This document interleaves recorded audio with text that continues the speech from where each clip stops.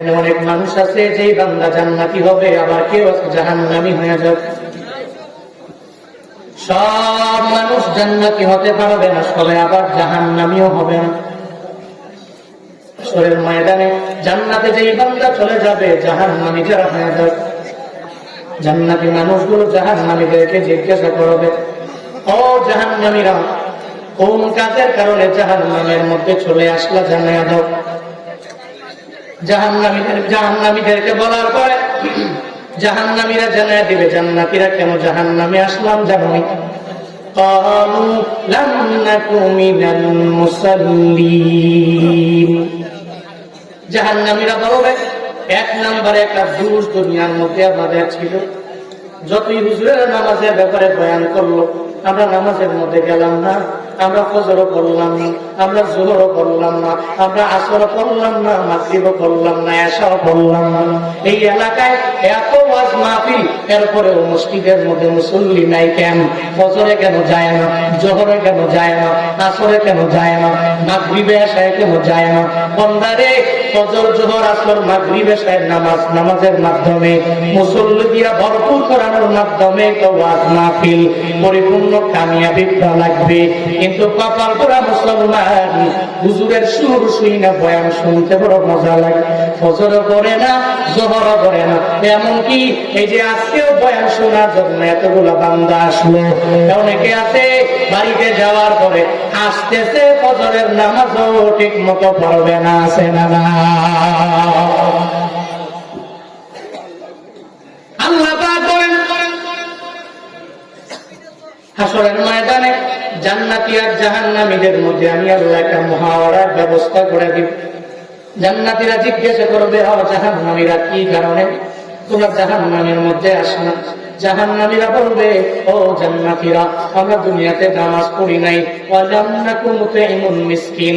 এক নম্বরে আমাদের দোষ ছিল, লাম নাকু মিনাল মুসাল্লিন, আমরা মুসল্লিদের ধারে কাছেও যেতাম না, নিজের মুসল্লি বানাইতে পারলাম না। হুজুরেরা বারবার বলার পরেও হুজুরদের কথাটাকে পরিপূর্ণ গুরুত্ব দেই নাই। আমি চিন্তা করলাম, মুরব্বী হয়ে যাওয়ার পরে আমি নামাজ আদায় করব, কিন্তু কপাল পোড়া মুসলমান, মুরব্বী হতে পারবা কি পারবা না ওই ব্যাপারেও তো গ্যারান্টি নাই।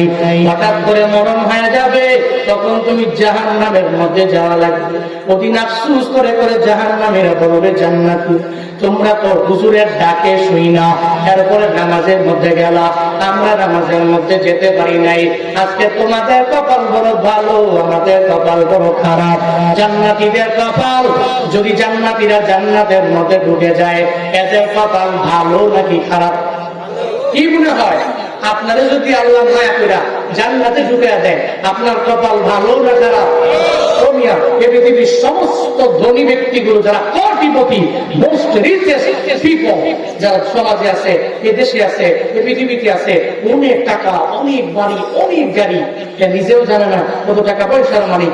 হাশরের ময়দানে আল্লাহ যদি ঘাট ধরে ধাক্কা দিয়া গজবের ফেরেশতার মাধ্যমে জাহান্নামে দেয়, এই পৃথিবীর টাকা পয়সা, বাড়ি গাড়ি, যশ খ্যাতি, প্রসিদ্ধি ও লাভ হবে। আরেকজন ব্যক্তি ঠিক মতো খাইতে পারে না, ঠিক মতো চলতে পারে না, দিন মজুর, দিনে আনে দিনে খায়। হাশরের ময়দানে আল্লাহ যদি কয়, এই দে লেবার, যা জান্নাতে চলে যা, ওই দে লেবার দুনিয়াতে কষ্ট করলেও ও যদি জান্নাতে যায়, আমার মতো মশহুর ব্যক্তির চাইতে, আমার মতো টাকাওয়ালার চাইতে, আমার মতো যশ খ্যাতিওয়ালা ব্যক্তির চাইতে ওই রিকশাওয়ালা রবের দরবারে হাজার হাজার কোটি কোটি গুণে বড় দাম। ঠিক কিনা? ঠিক কিনা? যে ব্যক্তিগুলোকে আল্লাহ হাশরের ময়দানে বলে, যাও জান্নাতে যাও। কারণ যে বান্দা জান্নাতে যাবে, ওই বান্দার মতো দামি কেউ নেই। অনেক বড় হুজুর, ওই হুজুর জান্নাতে যাবে, গ্যারান্টি নেই। অনেক বড় লিডার, ও জান্নাতে যাবে, বান্দা গ্যারান্টি নেই। আমলের মাধ্যমে আমার রবের পক্ষ থেকে উসিলা নিয়ে জান্নাতে যাওয়া লাগবে। আল্লাহ পাক বলেন, এই জান্নাতি আর জাহান্নামীদের মধ্যে যখন মুহাওয়ারা লাগাইয়া দিব, জাহান্নামীরা আফসোস করে করে কান্না করবে আর বল, ও জান্নাতীরা, তোমরা জান্নাতি হয়ে গেল, আমরা জাহান্নামী হয়ে গেলাম, জান্নাতের মেহমান আমরা হতে পারলাম না। জান্নাতের মধ্যে আল্লাহ যখন একটা অনুষ্ঠানের ব্যবস্থা করে দিবে, এই যে ওয়াজ মাহফিল, এমন একটা মাহফিল আমার মাওলা জান্নাতের মধ্যে করবে, জাহান্নামীরা যাই না চোখের পানি ফালায়া ফালায়া কান্না কইরা এমন একটা হালত হয়ে যাবে, নিচে তো আগুনে পুড়ে পুড়ে পুড়ে পুড়ে সারকার হয়ে যাবে। এরপরে আমার মাওলার সাথে পরিপূর্ণভাবে সাক্ষাতের জন্য অনেক পরিমাণে পাগল হয়ে যাবে, কিন্তু পারবে না, কারণ জাহান্নামীরা আমার মাওলাকে দেখবে না, আমার আল্লাহকে দেখতে পারবে না। যেই বান্দা জান্নাতি হবে আমার মাওলার মুলাকাত সে পেয়ে যাবে, যেই বান্দা জান্নাতি হয়ে যাবে আমার আল্লাহর মুলাকাত সে পেয়ে যাবে। ফামান কানা ইয়ারজু লিকা রাব্বিহি ফালইয়ামাল আমালান সালিহা ওয়া লা ইউশরিক বিইবাদাতি রাব্বিহি আহাদা। আল্লাহ পাক বলেন, আমার কোন বান্দা যদি আমি রবের মুলাকাত পেতে চায়, আমি রবের সাক্ষাৎ নিয়ে আগে যেতে চায়, কোন বান্দা যদি আমি রবের দেখে নিজের জীবনটাকে ধন্য বানাইতে চায়, তাহলে দুইটা গুণে বান্দা গুণান্বিত হওয়া লাগবে। এক নাম্বার গুণের নাম, আমার ওই বান্দা নেক আমল করবে, নেক আমলের পরে জীবনে কোনোদিন আমি রবের সাথে শিরিক করবে না, কাউকে শরীক লাগাবে না। এই দুইটা গুণে যদি গুণান্বিত হয়ে যাও, আল্লাহ হাসরের ময়দানে তোমার আমারে জান্নাত দিবে। আর এই যে বান্দাগুলো জান্নাতি হবে, আল্লাহ এদের সাথে পরিপূর্ণ দিদার লাগাবে, আল্লাহর সাথে এদের মুলাকাত হয়ে যাবে। জান্নাতীরা যখন জাহান্নামের মধ্যে যাবে, জান্নাতীরা জান্নাতে যাওয়ার পরে হঠাৎ করে একটা অদৃশ্য থেকে সালাম চলে আসবে, আসসালামু আলাইকুম ইয়া আহলাল জান্নাহ। যখন এই ব্যাপারে অদৃশ্য থেকে একটা সালাম আসবে, জান্নাতীরা বলবে ওয়া আলাইকুমুস সালাম, আপনি এই অদৃশ্য থেকে সালাম দিয়েছিলেন, আপনারা দেখি না। আল্লাহ পাক বলবে, ও আমার জান্নাতি বান্দারা, আমি অন্য কেউ না, আমি হলাম তোমাদের রব, অদৃশ্য থেকে তোমাদেরকে আমি সালাম দিয়ে দিলাম। কে সালাম দিবে? আল্লাহ সেই দিন প্রত্যেকটা জান্নাতি বান্দারে সালাম দিবে, আসসালামু আলাইকুম ইয়া আহলাল জান্নাহ। ও জান্নাতীরা, আসসালামু আলাইকুম, তোমাদের উপরে শান্তি বর্ষিত হোক, আমি রবের পক্ষ থেকে সালাম গ্রহণ করেন।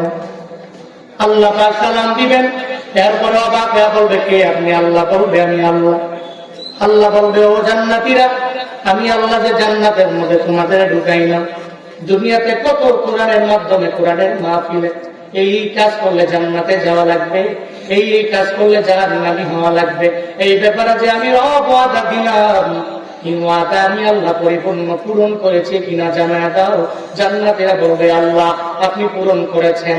তখন জান্নাতীদের ভিতরে দুইটা দল হয়ে যাবে, একটা দল বলবে, আল্লাহ গো আপনার ওয়াদা আপনি পূরণ করলেন, আর একটা দল বলবে, না আল্লাহ গো আপনার ওয়াদা পূরণ হয় নাই। এক দল বলবে, হে মালিক আপনার ওয়াদা পূরণ হয়ে গেল, আরেক দল বলবে, না না আপনার ওয়াদা পূরণ হয় নাই। আল্লাহ পাক সেদিন বলবে, তোমরা যারা না বললা আমি আল্লাহ পরিপূর্ণ ওয়াদা পূরণ করতে পারি নাই, তোমরা কারা? বলে, আল্লাহ গো আমরা দুনিয়াতে কিছু উলামা যারা পরিপূর্ণ ইলম দ্বীন অর্জন করলাম, মাদ্রাসায় পড়ার মাধ্যমে আমরা জানতে পারলাম গো আল্লাহ আমরা আলেম, জান্নাতের মধ্যে বড় মায়া করে আমাদের ডুবে দিলেন। আল্লাহ গো পরিপূর্ণ হক আপনি আদায় করতে পারেন নাই। আল্লাহ সেদিন বলবে, তোমরা কি চাও? কেন তোমরা বললা আমি আল্লাহ তোমাদের হক আদায় করতে পারি নাই? উলামায়ে কেরাম বলবে, ও দয়ার মালিক, এই জান্নাতের মধ্যে আসার পরে সব জান্নাতি নিয়ামত পেয়ে গেলাম, সব নিয়ামত পেয়ে গেলাম, কিন্তু আল্লাহ গো আপনারা তো দেখতে পেলাম না, আপনার দিদার আমরা পেলাম না, আপনার কুদরতি চেহারা আমরা দেখতে পারলাম না, নবীকে দেখতে পারলাম না। বন্দারে কোথায় মদিনা? এই যে উম্মতেরা এখানে বসে আছে, নবীর নাম শুনলে চোখের পানি ফেলায় কান্না করে, এরা নবীরে দেখে নাই, এরা আমার নবীরে পায় নাই, এরপরও বিভিন্ন জায়গায় যা চোখের পানি ফেলায় ফেলায় নবীর কাহিনী শুই না কান্দে, আমার মায়ের নবীর জীবনে বইরা বইরা কান্দে। বন্দারে এরপরে আমার নবীর জন্য কেন এত পরিমাণে মায়া? জান্নাতের মধ্যে যাওয়ার পরেও যদি উম্মতেরা আমার নবীরে দেখতে না পারে, তাহলে তো আল্লাহ পরিপূর্ণ হক আদায় হবে না। উলামায়ে কেরাম জানায়া দেয়, ও আল্লাহ আপনার দিদার বড় প্রয়োজন, আপনার নবীর দিদার বড় প্রয়োজন গো আল্লাহ। আল্লাহ গো একটা কিছুর ব্যবস্থা আপনি কইরা দেন। আল্লাহ সেদিন বলবে, এই আমার জান্নাতি বান্দারা, আমি আল্লাহ তোমাদের জন্য একটা ব্যবস্থা করে দিব, একটু অপেক্ষা করে নাও। মাজিদ নামক একটা জায়গা আছে, ওই জায়গার ভিতরে একটা মাহফিলের ব্যবস্থা করা হবে। ওই মাহফিলে তোমরা আসবা, আমি আল্লাহ স্বয়ং তোমাদেরকে দাওয়াত দিয়ে দিলাম। করেন সুবহানাল্লাহ। দাওয়াত দিছে কে? কথা বলেন, দাওয়াত দিছে কে? এখন আপনাদেরকে যেখানে দাওয়াত দিয়ে আনছে মাদ্রাসা কমিটি, এলাকার যুব সমাজ, প্রতিদিন জান্নাতে দাওয়াত দিবে কোন মানুষ নয়, দাওয়াত দিবে কে? সুবহানাল্লাহ জোরে পড়বেন না। আল্লাহ সেদিন দাওয়াত দিয়ে দিবে। আল্লাহ বলবে, এই জান্নাতি মাজিদ নামক জায়গার মধ্যে আসবা, ওই জায়গার মধ্যে আমি আল্লাহ তোমাদেরকে দাওয়াত দিয়ে দিলাম, একটা মাহফিলের ব্যবস্থা করা হয়। জান্নাতীরা বড় খুশি হয়ে যায়, মনে মনে ভাবে একটা মাহফিলের ব্যবস্থা জান্নাতের মধ্যেও হয়ে গেল। জান্নাতীরা এবার জান্নাতে মাহফিলের জন্য অপেক্ষায় রয়ে থাকবে। জান্নাতীরা চিন্তা ভাবনা করবে যে ওই জায়গায় মাহফিল হবে, আমরা সবাই যাব। একজনে আর একজনের সাথে বলাবলি করবে, একটু মাহফিলের সময় দিবে, মাহফিলে যাওয়ার জন্য পাগল হয়ে যাবে, প্রস্তুতি নিয়ে নিবে। বলে ওদিন আমার মাওলা দাওয়াত দিয়ে গেল, আমরা মাজিদ নামক জায়গার মধ্যে যাব, ওই জায়গার মধ্যে মাহফিল হয়ে যাবে। সব জান্নাতীরা যখন এবার অপেক্ষমান যে আল্লাহ মাহফিলের ব্যাপারে বললো, আমরা মাহফিলের ঘোষণার জন্য যাব।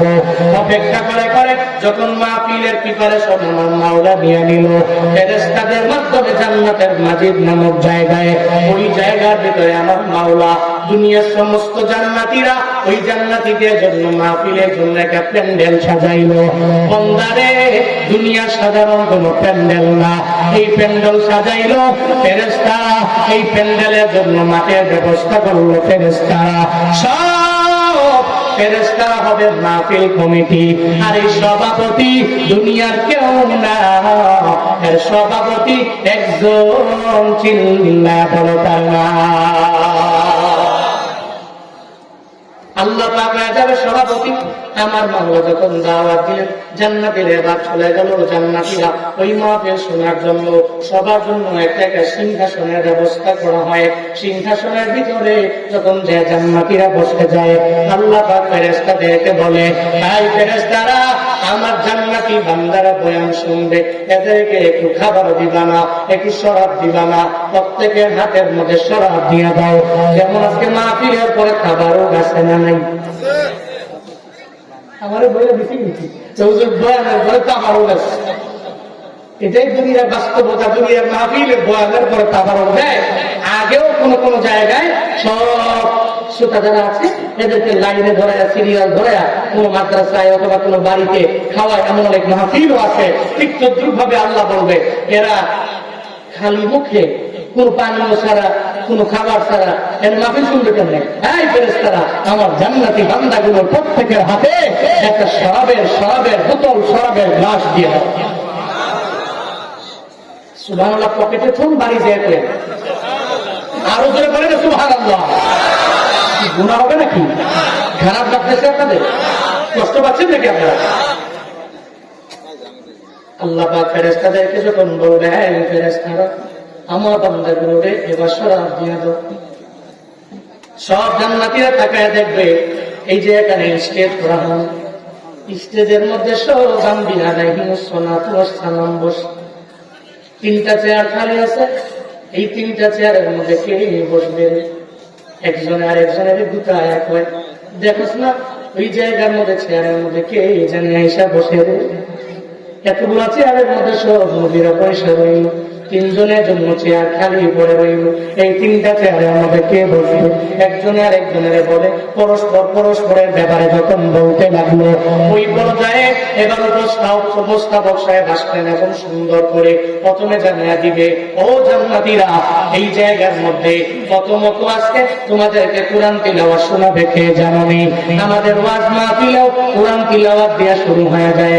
আসরের নামাজের আগে মাইক ওপেন করা হলো। দেখবেন প্রথমত এলাকা এলাকার হুফাজে কোরআনেরা কোরআন তিলাওয়াত করে, তারপরে গজল গায়ে সুন্দর করে করে কোরআন তিলাওয়াত করে, গজল গাইয়া তারপরে মাহফিল থেকে স্টার্ট করে শুরু করে দেয়। আল্লাহ পাক সেদিন বলবে, ও ফেরেশতারা, আমার বান্দারা জান্নাতি মাহফিলের মধ্যে আসলো, ও ফেরেশতারা মিকাইলের তোমরা অনুমতি দিয়া দাও। উপস্থাপক সাহেব, আমার ফেরেশতা মিকাইল যারা আজকে সুন্দর করে গজল বলবে, একটা সঙ্গীত বলবে, প্রথমত মিকাইল সঙ্গীতটা বলার পরে এরপরে ওই তিনটা চেয়ার তো খালি আছে, এরপরে উপস্থাপক সাহেব বলবে আজকের বিশেষ অতিথির আসনটা গ্রহণ করবে হযরতে দাউদ আলাইহিস সালাম। বিশেষ অতিথির যে চেয়ারটা খালি আছে, এটা কে আসনটা গ্রহণ করবে? বলে না, সবাই বলে না, কে? হযরতে দাউদ আলাইহিস সালাম বিশেষ অতিথির আসনটা গ্রহণ করবে। এরপরে উপস্থাপক সাহেব বলছেন, এরপরে চেয়ারটাকে গ্রহণ করবে বলে প্রধান অতিথি, দুনিয়া সাধারণ কেউ না, আমার নবী, তোমার নবী হযরতে মুহাম্মাদুর রাসূলুল্লাহ। প্রধান অতিথিকে হযরত মুহাম্মদ সাল্লাল্লাহু কি চাকরিখানে প্রধান অতিথি জান্নাতের ভিতরে, প্রধান অতিথি পৃথিবীর সমস্ত জান্নাতীদের সামনে আমার নবী থাকবে। আল্লাহ নবীর সম্মান, নবীর মর্যাদা, নবীর মান আল্লাহ পাক কি পরিমাণে বাড়িয়েছেন, সুবহানাল্লাহ বলে পড়বেন না? নবীর উম্মত হয়ে কপাল পড়া, তুমি আজকে চলার পথে চুলের কাটিং কাকে ফলো করে দিবা তুমি খুঁজে পাও না। নবী সাহাবায়ে কেরাম এর বাদ দিয়া তুমি যদি মেসির কাটিং খুঁজো, সেলুনে গিয়া মেসির জন্য কাটিং দিয়ে আমরা এনে দাও, নেইমার জন্য কাটিং দিয়ে আমার এনে দাও, এমবাপ্পির জন্য কাটিং দিয়ে আমার এনে দাও। তোমার কাছে মেসিরে চোখে পড়ে, নেইমারে পড়ে, এমবাপ্পিরে পড়ে, কপাল পোড়া আমার মদিনা ওলা নবীর আখলাক, নবীর আদর্শ, নবী কেমনি চুল কাটলেন, নবী কিভাবে হাঁটলেন, নবী কিভাবে খাইলেন, নবী কিভাবে নিজের ব্যক্তিগত জীবনটাকে সাজালেন গুছালেন, কপাল পোড়া মুসলমানেরা নবীর আদর্শ বাস্তবায়ন করে চলতে পারে। অথচ নবীর দাম, নবীর সম্মান আমার মাওলা কি পরিমাণে বাড়ায়। নবী নবী করে আর কত কাল আমি কাঁদব, নবী নবী করে আর কত কাল আমি কাঁদব। একটু বলতে পারবেন না? বলেন, নবী নবী করে আর কত কাল আমি কাঁদব, আপন নয়নে কবে জানি, আপন নয়নে কবে জানি প্রিয় নবীকে আমি দেখব, নবী নবী করে আর কত কাল আমি কাঁদব, নবী নবী করে আর কত কাল আমি কাঁদব। সবাই নবী নবী করে আর কত কাল, নবী নবী করে আর কত কাল, নবী নবী করে আর কত কাল আমি কাঁদব। এই কান্দনে কবে জানি হবে সমাধি, কেঁদে কেঁদে বুকের মাঝে হয়েছে নদী, এই কান্দনে কবে জানি হবে সমাধি,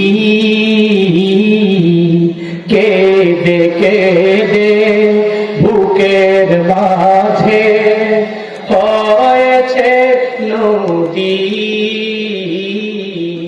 সেই নদী কেঁদে বলে, সেই নদী কেঁদে বলে সাগর বানাবো। নবী নবী করে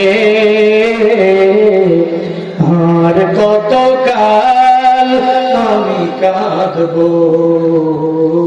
নবী নবী করে আর কত কাল আমি কাঁদবো। নবী নবী করে আর কত কাল আমি কাঁদবো। আল্লাহ হাসরের ময়দানে জান্নাতের ভিতরে ওই জান্নাতীদের সাথে আমাদেরকেও শামিল রেখে যাতে মদিনাওয়ালা নবীকে প্রধান অতিথি হিসাবে ওই নবীর চেহারা আমরা দেখতে পারি। সকলে মন থেকে চিল্লায় পড়ে না আমি, একটু আওয়াজ করে পড়ে না আমি।